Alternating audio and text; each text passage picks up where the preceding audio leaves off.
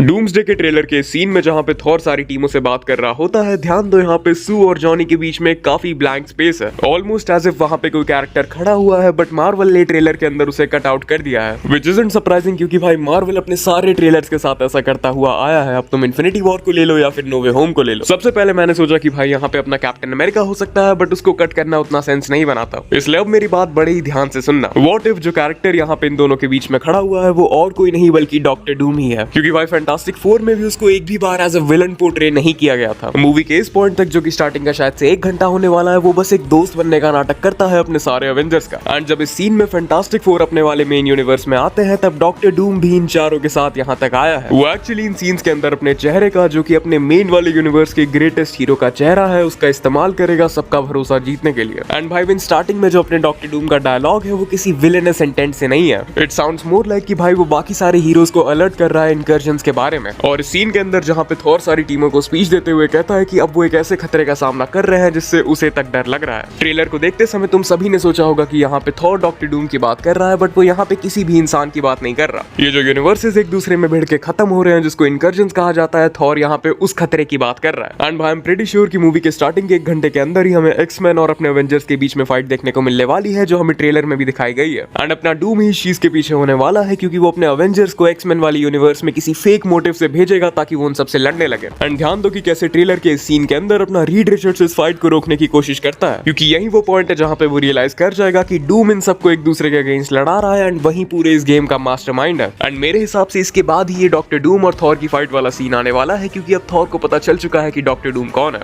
And मैं यहाँ पे इतना श्योर इसलिए हूँ क्योंकि भाई ये फाइट एक्स मैंशन के ही बैकयार्ड में टेक प्लेस कर रही है, और यहीं पे हमें साइक्लॉप्स का ये ऑप्टिक ब्लास्ट वाला सीन और एक्समैन वर्सेस एवेंजर्स देखने को मिला है। एंड थॉर इतना ज्यादा फ्यूरियस इसलिए क्योंकि भाई सीन के अंदर जहाँ पे वो स्टीव से मिलता है एंड वो कहता है इट्स इम्पॉसिबल, मुझे नहीं लगता कि उसका ये रिएक्शन स्टीव को देख के है, क्योंकि ध्यान दो यहाँ पे अपने कैप्टन भैया के पीछे भी कोई इंसान खड़ा हुआ है, और मेरे हिसाब से ये अपने आरडीजे का डॉक्टर डूम होने वाला है, और इसलिए थॉर इतना ज्यादा सरप्राइज्ड है उसकी शक्ल देख के। एनीवेज अपने थॉर वर्सेस डॉक्टर डूम वाली फाइट में यहाँ पे अपना थॉर गंदा पिट जाएगा, जिसके बाद सारे अवेंजर्स और एक्समैन एक्स मैंशन के बाहर यूनाइट करेंगे। एंड यही वो सीन होगा जहाँ पे सारे डॉक्टर डूम के अगेंस्ट हो जाएंगे एंड वो सारे सेंटिनल्स को जगाएगा। एंड फिर ही हमें वो लीक्ड सीन जहाँ पे अपने अवेंजर्स एक्समैन एक साथ यूनाइटेड हैं एंड आसपास सारे सेंटिनल्स हैं वो देखने को मिलने वाला है। And this is going to be the first half of Avengers doomsday.